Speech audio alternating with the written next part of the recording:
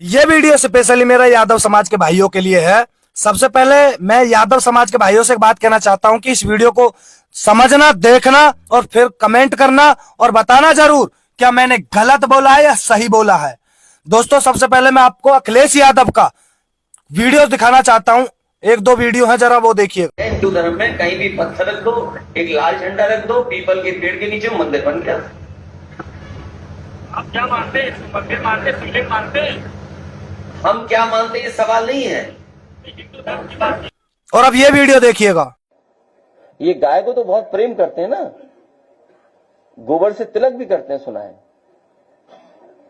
हाँ हाँ। और अब ये वीडियो देखिएगा। क्रिसमस का समय पूरे शहर जगमगा जाते हैं और महीनों जगमगा के रखते हैं वो लोग। उन्हीं से सीख लो बस। क्यों खर्चा करना बार बार दियों का, मोमबत्ती का और ये दिमाग लगाना। दोस्तों, अब ये वीडियो देखिएगा। क्या करें काऊ के और चीजों का नहीं वो हिंदी में वो शब्द बताइए ना, खाने पीने के लिए सेवन करें। हाँ, correct word, thank you so much. Seven के लिए करें, हमें कोई आपत्ति नहीं उससे। तो ये है दोस्तों अखिलेश यादव और अखिलेश यादव का असली चेहरा। तो सबसे पहले मैं ये कहना चाहता हूं, क्या आपको नहीं लगता कि ये यादवों के नाम पर कलंक है अखिलेश यादव? आपको नहीं लगता? और मैं निवेदन करना चाहता हूं, यानी कि यादवों के बुजुर्गों से, जो यादव के बुजुर्ग हैं, मैं उनसे निवेदन करना चाहता हूं, कहीं ना कहीं अगर अखिलेश यादव को समझाने की कोशिश की जाए, समझाया जाए, तो कहीं ना कहीं वो समझ सकता है। मुझे लगता है कि वो राजनीति के चलते हुए रास्ते से कहीं ज्यादा भटक गया है।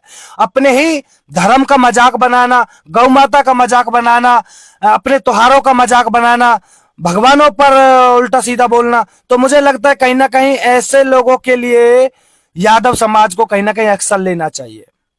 एक बात बताइएगा, ये कैसा यदुवंशी हो सकता है भाई, जो गौ माता के लिए जन क्या क्या बोलता है। कभी कहता है कि गौ मांस मतलब खाने पीने की चीज बात करता है, कभी कहता है कि गौ के गोबर से बदबू आती है, कभी कहता है अरे वो तो गौ के गोबर से तिलक भी करते हैं, कभी क्या, मतलब गौ से इतनी नफरत क्यों? तू यदुवंशी है या सच में कुछ और है? पहले तो ये पूछना चाहता हूं, क्योंकि हमारे यदुवंशी जो हैं वो आज भी और शुरू से गौ माता की रक्षा, उनका पालन पोषण और उनको बचाने का काम शुरू से यदुवंशियों ने, यादव समाज ने शुरू से किया है। तो सबसे पहली बात तो ये कि अखिलेश यादव, तुझे शर्म आनी चाहिए।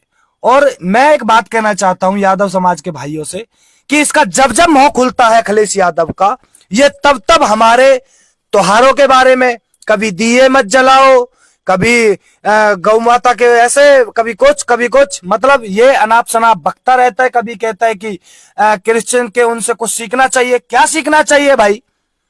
क्रिश्चियन के उससे क्या सीखना चाहिए? ये सीखना चाहिए कि प्लास्टिक का पेड़ बनाओ, है? ये सीखना चाहिए कि उस पे लाइट लगा दो?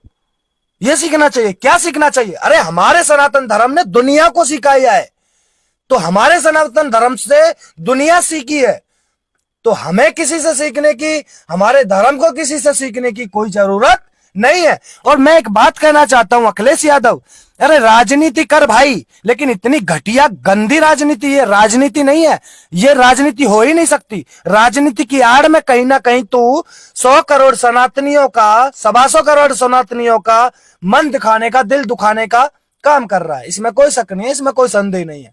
और यादव समाज के लोगों से मेरा यही कहना चाहूंगा भाई, एक बात बताइए, अगर, क्योंकि मैं इसलिए आपसे बोल रहा हूं क्योंकि कहीं ना कहीं मुझे यहां पर देखने को एक तरफा मिलता है, यादव समाज एक तरफा अखिलेश यादव को सपोर्ट करते हैं। ठीक है, करना चाहिए, कोई दिक्कत नहीं, कोई किसी को भी करे, लेकिन सबसे बड़ी बात यह कि क्या आपको लगता है कि इसको ऐसा बोलना चाहिए अखिलेश यादव को, हमारे मंदिरों के बारे में, कभी भगवानों के बारे में, कभी गौ माता के बारे में, दूसरों को खुश करने के चक्कर में, चंद वोटों के चक्कर में? अब बताइएगा इससे क्या फायदा होगा? इसको कुछ ही तो वोट मिलेगी ना, और कुछ वोटों के चक्कर में अपने धर्म का मजाक बनाना ये अच्छी बात है? बताइएगा सनातनियों। अरे मैं कहना चाहता हूं, अगर तुझे इतना ही सीखने और सिखाने का शौक है तो अखिलेश यादव, तुझे मोहन यादव से सीखना चाहिए। मोहन यादव जो एमपी के मुख्यमंत्री हैं वर्तमान में, तो उनसे कुछ सीखना चाहिए। तू हो ही नहीं सकता यार। और तो मैं यादव समाज से यही कहना चाहूंगा, भाई आपको नहीं लगता कि ऐसे लोगों का बहिष्कार करना चाहिए? और ऐसे लोगों का बहिष्कार नहीं कर सकते, कम से कम 4 बुजुर्ग जाके ऐसे लोगों को समझा तो सकते हैं ना कि अपने सनातन धर्म का मजाक ना बनाए। आने वाली पीढ़ी मतलब ऐसे ऐसे बातों को सुनेगी कि अपने ही नेताओं ने क्या क्या बोला, तो आने वाली पीढ़ी भी तो क्या क्या बोलेगी फिर। तो कहीं ना कहीं लगता नहीं है कि गलत है? अरे राजनीति करो भाई, सबका अधिकार है, कोई दिक्कत नहीं, लेकिन अपने धर्म को नीचा दिखाकर क्या राजनीति करना रे? है कुछ भी बोल देना, गौ माता के बारे में कुछ भी बोल देना, है गौ माता का मजाक बनाना कि गोबर से तिलक होता है, फलाना होता है, ये होता है, गोबर से बदबू आती है। यदुवंशियों को कब से भाई बदबू आने लगी गोबर से? है ये कैसी बात हुई? और यादव समाज जो है, मुझे लगता है कहीं ना कहीं फ्रंट फुट पर आ चुका है और इसका सामना कर रहा है, क्योंकि मैं जिस तरह से लगातार देख भी रहा हूं कि यादव समाज जो है इसका पूरी तरह से बहिष्कार भी कर रहा है और समझ गए हैं इसको कि ये जो है ये हमारा भी नहीं हो सकता, ये किसी का नहीं हो सकता, ये अपना धर्म का नहीं हुआ, गौ माता का नहीं। भाई गौ माता से क्या जा रहा था भाई तेरा? है त्योहार से क्या जा रहा था हमारे सनातनियों के त्योहार से? तू ईद बनाता है, सबई खाने जाता है, कुछ भी कर, हमें कोई दिक्कत नहीं, लेकिन हमारे तो धर्म का मजाक मत बनाना। तो दोस्तों आप क्या कहना चाहोगे कमेंट करिएगा।